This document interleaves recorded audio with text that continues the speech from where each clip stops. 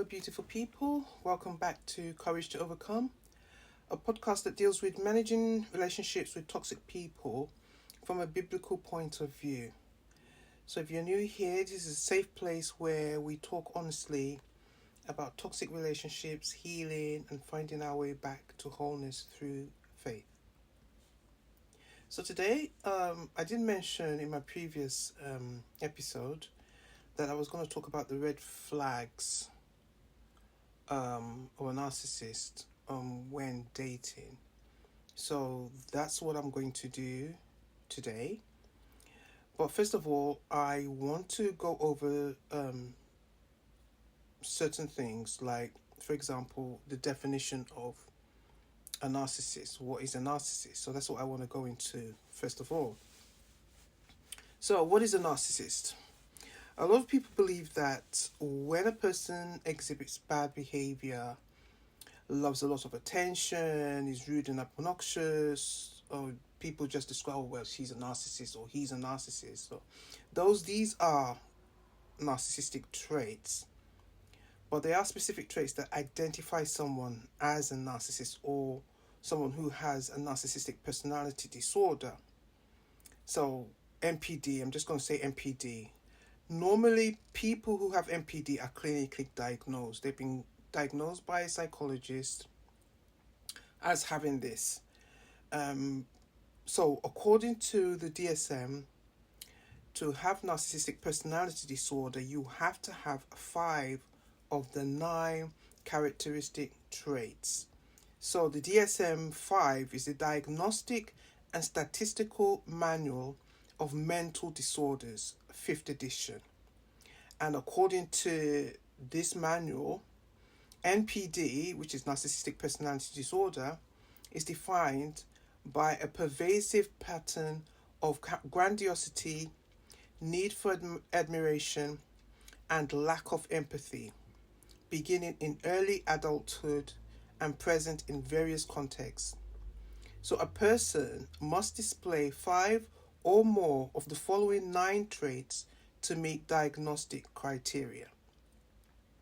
So number 1 is grandiose sense of self-importance, which means it exaggerates achievements and talents, expects to be recognized as superior without commensurate accomplishments. Number 2, preoccupation with fantasies of unlimited success, power, brilliance, beauty, or ideal love. Number 3, believe that they are special and unique, can only be understood by or should associate with other high status people or institutions. Number 4, requires excessive admiration. Number 5, sense of entitlement, unreasonable expectations of especially favorable treatment or automatic compliance with their expectations. Number 6, interpersonally exploitative, takes advantage of others to achieve their own ends. Number 7, lacks empathy, is unwilling to recognize or identify with the feelings and needs of others. Number 8, often envious of others or believes others are envious of them. And number 9, shows arrogant, haughty behaviors or attitudes. So if the person has 5 of these characteristics or more, then they're actually a narcissist. So great, let's translate the DSM traits into everyday behaviors you might notice in someone with narcissistic tendencies or NPD.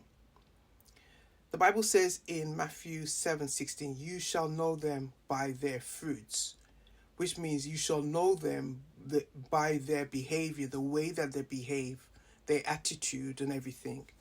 That's what the Bible says. So number 1, what we're going to look at now, how do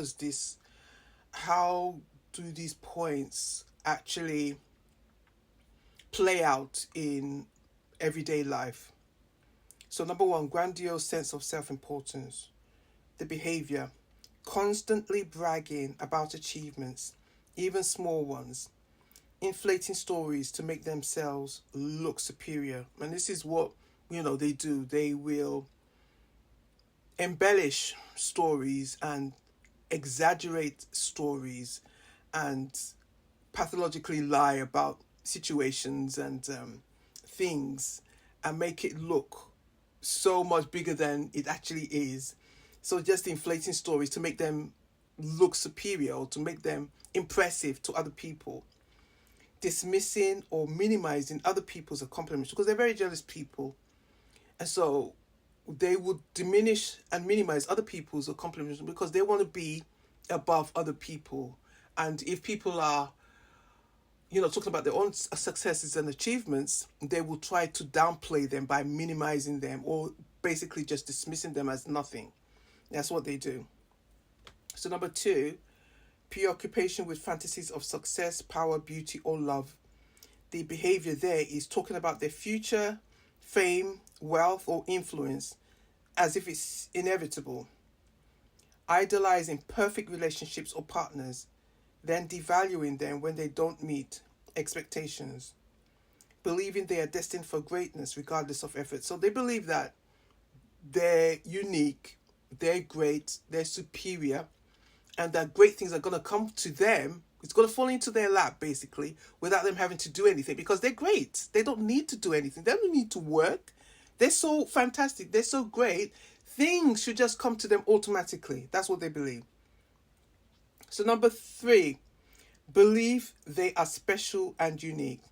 So this kind of behavior is saying only important or elite people can understand them because they're so great. So only important and superior and elite and above average people can understand them. Wanting to be seen with high status people or name dropping to elevate themselves. Sometimes they pretend as if they know people that are really important, and then they will just name drop in conversations or discussions or events. They will just name drop important people, people of status, just to make sure to prove to people that they know great people or they know important people. Meanwhile, they'll probably be lying.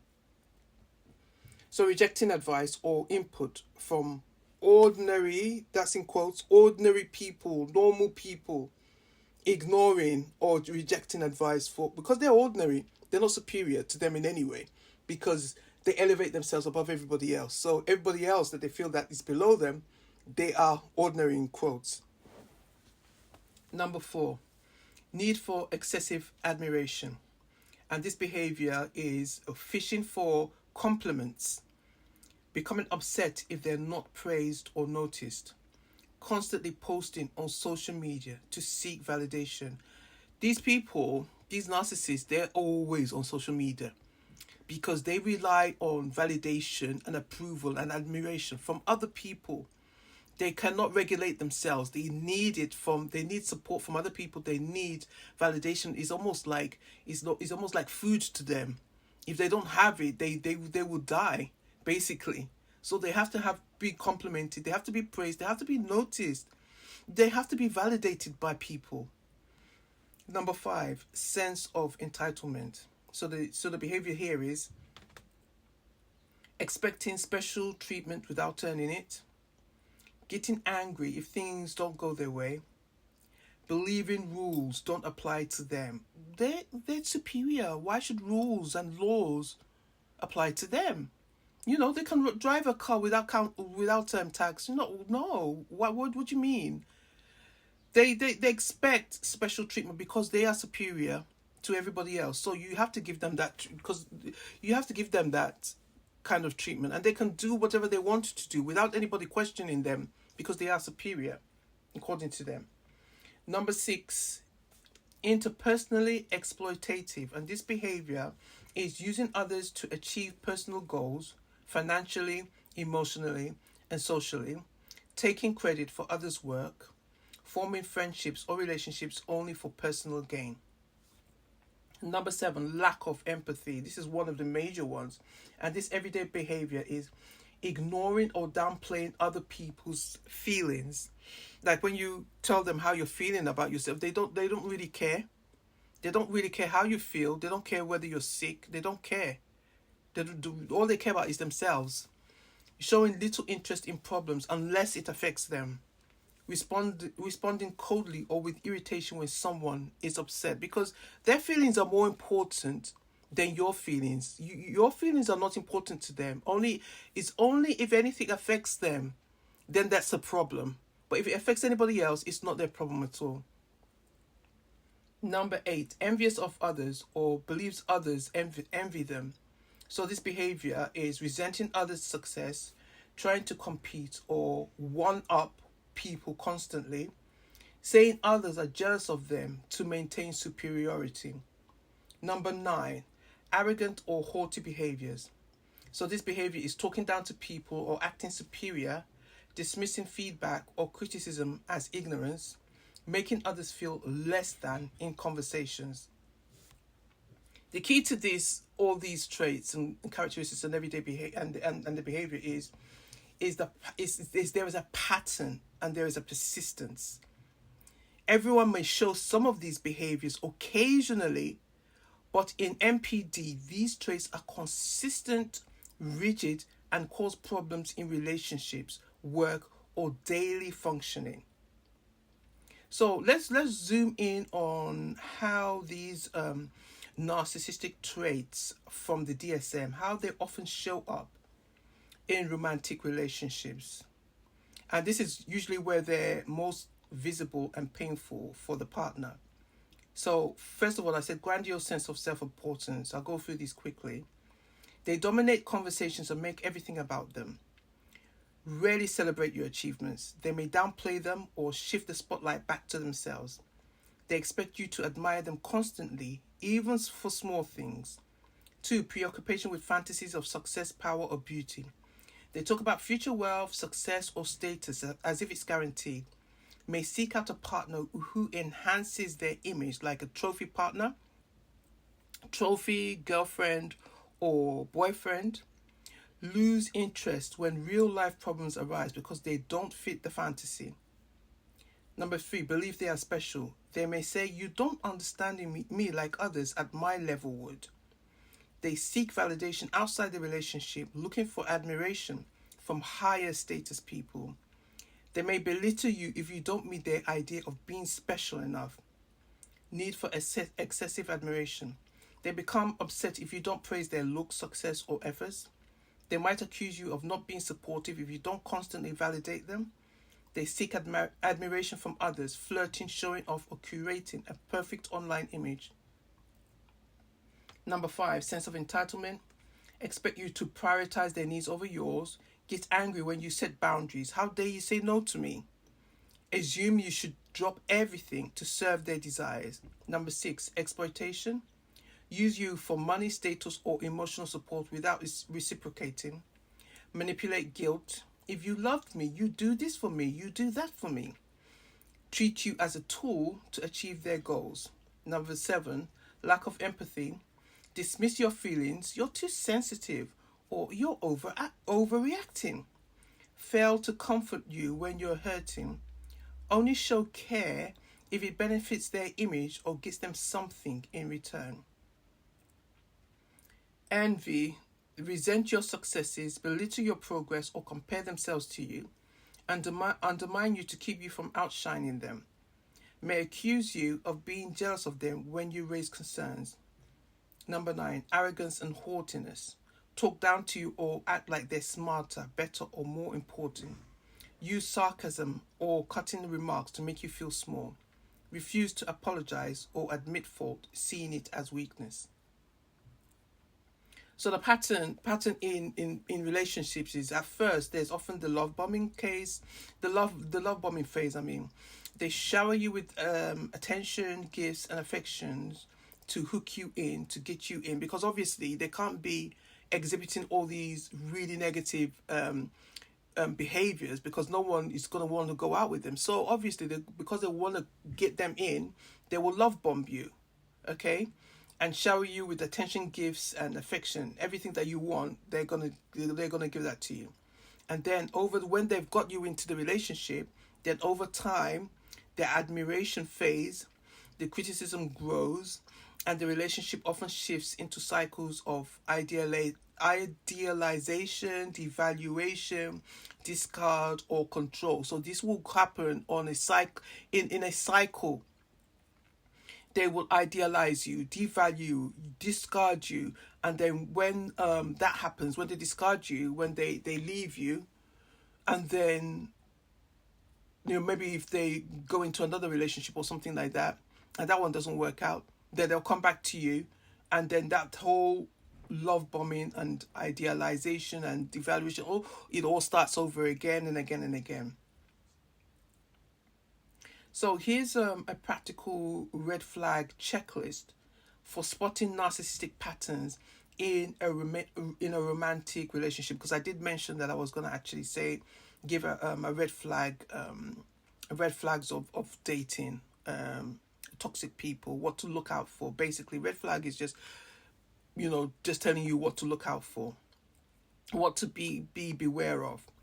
So based on DSM's traits, but written in everyday terms. Okay, so red flag checklist: narcissistic traits in relationships, early stages, love bombing. Like I just mentioned before, in the early stages of a relationship, there's what you call love bombing and idealization. So those two, love bombing and idealization, is almost this, but both happen or occur at the same time. Okay, so during this stage, this is what happens: they shower you with attention, and this is how the early stages. What do they do? So do they shower you with attention, affection, or gifts too quickly? Do they call you their soulmate or the one within weeks of meeting? Do they push for fast commitment, moving in, engagement, etc. before truly knowing you?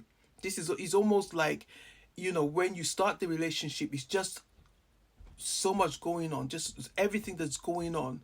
You almost feel suffocated in the relationship because they're always there. They're always calling you at all hours of the night, just doing all sorts of things to get your attention, pushing for commitment, wanting to get in, saying to you, "Oh, you're my soulmate. You're the one.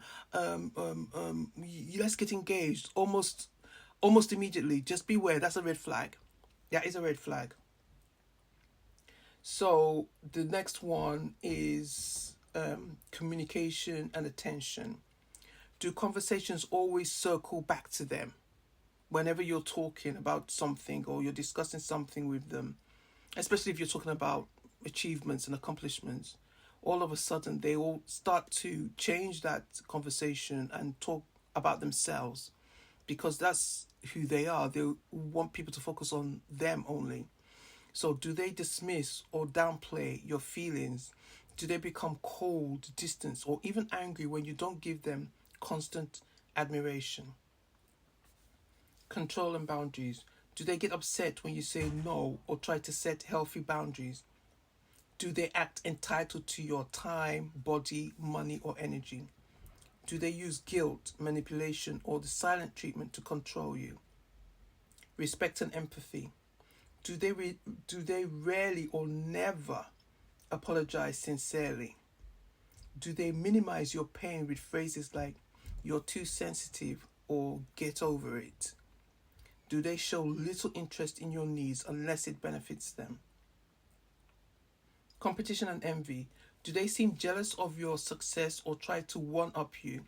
Do they undermine your confidence when you grow or improve yourself? Do they accuse you of being jealous or insecure to deflect from their behavior? Do they have cycles of treating you wonderfully? Now we're going down to behavioral patterns. Do they have cycles of treating you wonderfully, then cruelly, then back again?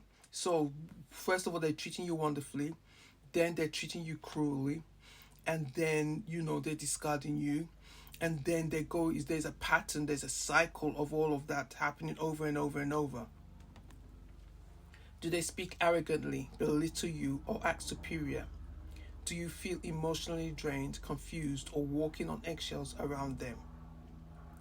And the key question to ask yourself also, this is really, really important. Ask yourself this: do I feel valued and respected, or do I feel used dismissed, and emotionally unsafe. If you consistently check off several of these red flags, you may be dealing with narcissistic traits or NPD patterns.